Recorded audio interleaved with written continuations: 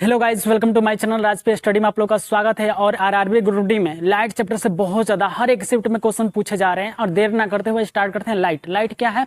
तो लाइट एक प्रकार की ऊर्जा है, उसमें है जिससे हम किसी वस्तु को देख पाते हैं।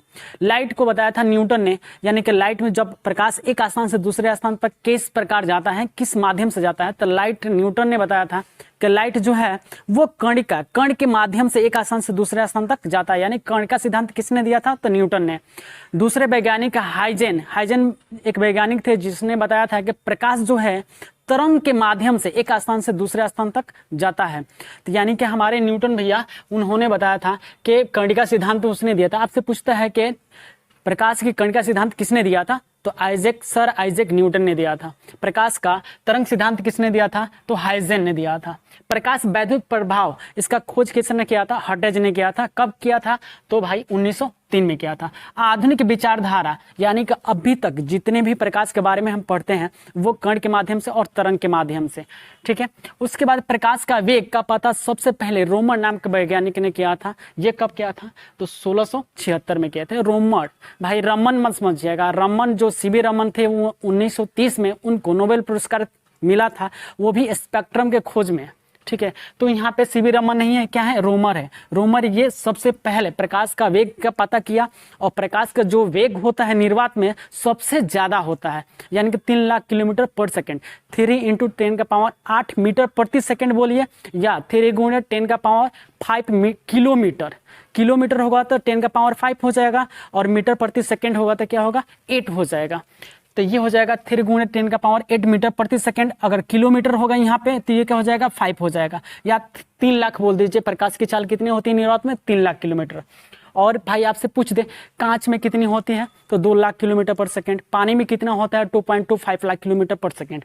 अब देखते हैं इसकी व्याख्या आइंस्टीन ने किया था 1922 में आइंस्टीन ने क्या किया था, यानी कि प्रकाश वैद्युत प्रभाव का जो ये है इस पे क्या कहते हैं व्याख्या किया था, और उसी के बदौलत इनको 1922 में नोबेल पुरस्कार दिया गया था। अब आते हैं प्रकाश के परावर्तन क्या होता है। अगर आपसे पूछ दे प्रकाश के परावर्तन किसे कहते हैं, तो जब कोई वस्तु किसी माध्यम से आती है और किसी चिकने सतह पर टकरा के उसी माध्यम में परावर्तित हो जाती है, इस घटना को प्रकाश का परावर्तन कहा जाता है। प्रकाश के परावर्तन के 2 नियम होते हैं। प्रकाश का 2 नियम होता है, आपतन कोण और परावर्तन कोण बराबर होते हैं। आपतित किरण, परावर्तित किरण तथा इस पर डाला गया अभिलंब, तीनों एक ही बिंदु पर क्या होते हैं? मिलती हुई या मिलती हुई प्रतीत होती है। यानी कि प्रकाश के 2 आपका क्या है? नियम होते हैं। प्रकाश का परावर्तन है ये आपतित किरण, परावर्तित किरण तथा इस पर डाला गया अभिलंब, तीनों ही एक ही बिंदु आपतन बिंदु पर मिलती है या मिलती हुई प्रतीत होती है। ये हमारा चिकना यानी परावर्तक सतह है, इसको क्या करते हैं? कलई कर देते हैं एक तरफ से, तभी तो शीशा को एक तरफ से कलई कर देंगे तो वो क्या? दर्पण का कार्य करेगा। यहाँ पे जो दर्पण होता है वो समतल दर्पण होता है। ये इसको बोलते हैं परावर्तक सतह। ये जो होता है ना, ये इसको बोलते हैं परावर्तक सतह। ये किस पे काम करते थे? प्रकाशीय गेज परावर्तक सिद्धांत पे ये कार्य करता है। अब आते हैं ये हमारा अपवर्तन के सिद्धांत पे काम करता है। यानी कि सघन से जब किसी वस्तु को सघन से विरल में लेके जाते हैं, तो जब सघन से विरल में जाएगा तो अभिलंब से क्या होगा?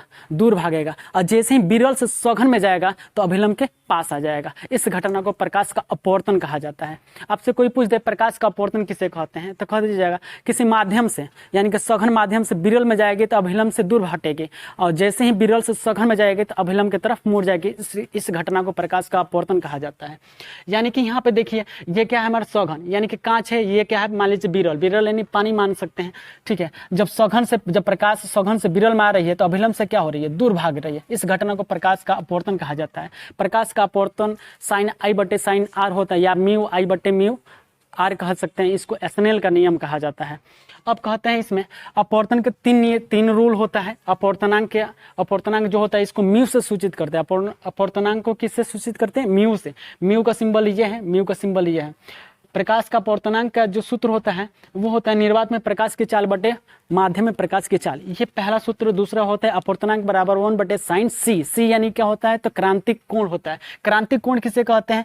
जब आप आपतन कोण को उस माध्यम पर, माने आपतन कोण जब तक बढ़ा दिया जाए, माने कि आपतित किरण पर अपवर्तित किरण अभिलंब के ऊपर ना चल जाए। माने कि ये मान लीजिए कि थीटा कोण है, और थीटा कोण को जब तक हम बढ़ा दे, ऐसे मान लीजिए कि यहाँ से प्रकाश लाए और प्रकाश ऐसे चली गई, फिर थोड़ा सा और नीचे कर दें ये इस पर अभिलंब पे चले गए, इससे बोलते हैं आक्रांतिक कोण। यानी क्रांतिक कोण किससे कहेंगे तो भाई यानी कि आपतन कोण का बढ़ा हुआ वो मान जिससे आपतित किरण अभिलंब के ऊपर ही क्या हो चला जाए, उसे ही हम कहेंगे क्रांतिक कोण। अब आते हैं पूर्ण आंतरिक परावर्तन क्या होता है। पूर्ण आंतरिक परावर्तन यानी कि थोड़ा सा अब क्रांतिक कोण से थोड़ा सा अगर आपतन कोण को बढ़ा देते हैं तो ये क्या होता है, जिस माध्यम से इधर तो अंदर जाती है फिर क्या होती है चल जाती है, इसको पूर्ण आंतरिक परावर्तन कहा जाता है। यानी कि भाई पूर्ण आंतरिक यानी कि जब प्रकाश की किरण पूरा आती है, पूर्ण अंदर जाके, आंतरिक यानी अंदर जाके पूर्ण आंतरिक परावर्तन के बाहर निकल जाती है। यानी कि आती है पूरा अंदर जाती है और पूर्ण रूप से बाहर निकल जाती है। पूर्ण आंतरिक परावर्तन आपसे यहाँ पूछता है पूर्ण आंतरिक परावर्तन का कोई उदाहरण दीजिए। तो जैसे मृच्छका हो गया, ये पूर्ण आंतरिक परावर्तन का एक उदाहरण है। आपसे अपवर्तन का पूछता है, अपवर्तन क्या होता है। अपवर्तन का मतलब धोखा समझिए, यानी कि प्रतीत हो जाता है। जैसे मान लीजिए कि सूरज उगते हुए उठा ऊपर, सूरज अभी डूबने के बाद भी ऊपर दिखाई देता है और उगने से पहले भी दिखाई देता है प्रकाश का अपवर्तन के कारण। अगर कह दे कि प्रकाश उगते समय और डूबते समय लालिमा क्यों दिखाई देती है, वो प्रकीर्णन हो जाएगा। दोनों में कंफ्यूजन है। प्रकीर्णन अगर पूछ दिए, लालिमा कलर से अगर डिफाइंड हो, कलर से अगर पूछे तो वहाँ पे प्रकीर्णन हो जाएगा। अगर विचलन हो जाएगा, मान लीजिए कि उठा हुआ दिखाई दे तो वहाँ पे क्या होगा अपवर्तन। जैसे पानी में सिक्का डालेंगे, पेनी तल से उठा हुआ दिखाई देगा, तो वो क्या होगा अपवर्तन। पानी में जब लकड़ी डालेंगे तो लकड़ी टेढ़ा दिखाई देगा, प्रतीत होगा, टेढ़ा दिखाई प्रतीत होगा, इसका मतलब प्रकाश के अपवर्तन। यानी कि तारे क्यों टिमटिमाते हैं, वायुमंडलीय अपवर्तन के कारण। ये सारे क्वेश्चन यहाँ पे इंपॉर्टेंट है। अब इसमें क्या है, हमको निर्वात में अपवर्तनांक क्या होता है, तो सबसे ज्यादा अपवर्तनांक हीरा का होता है, 2.42 होता है। सबसे ज्यादा ये देखिएगा अपवर्तनांक किसका होता है, तो हीरा का होता है। और जिसका अपवर्तनांक ज्यादा होगा उसमें चमक उतनी ही ज्यादा होगी। यानी कि जिसका अपवर्तनांक ज्यादा होता है चमक उतने ज्यादा होता है। यानी कि पर हीरा के देखते हैं ना, अपवर्तनांक सबसे ज्यादा होता है, 2.42 होता है। इसमें चमक क्या होगी, बहुत ज्यादा होगी। हीरा देखते हैं ना, बहुत चमकता है। हीरा एक उदाहरण है क्या, तो पूर्ण आंतरिक परावर्तन का। यानी कि पूरा जब प्रकाश उसमें जाता है, बाहर निकलता है, तब जाके हीरा चमकता है। अगर जिधर आया उधर अगर को छोड़ देंगे तो चमकेगा नहीं। यानी कि बाहर एक चीज मान लीजिए कि ये जैसे पूर्ण आंतरिक परावर्तन का एक और उदाहरण है, जब शीशा है, अगर उसको ठोकर मार दिए और चमक जाएगा तो वहाँ बहुत चमकेगा, वो भी क्या है, पूर्ण आंतरिक परावर्तन का एक उदाहरण है। अब यहाँ पर देखें निर्वात का अपवर्तनांक जो होता है वो शून्य होता है। निर्वात का अपवर्तनांक क्या होगा, शून्य होगा। हवा का अपवर्तनांक जो होगा 1.008 होता है। अब पानी का देखा जाता है, पानी का अपवर्तनांक 1.33 होता है, जिसे हम बोल सकते हैं 4/3, ये भी लिख सकते हैं। शीशा का जो अपवर्तनांक होता है 1.5 होता है। हीरा का अपवर्तनांक क्या हो जाता है, तो 2.42 होता है। अगर मेरी मेहनत आप लोग को अच्छा लग रहा है तो प्लीज लाइक, सब्सक्राइब, शेयर कीजिए। Thanks for watching.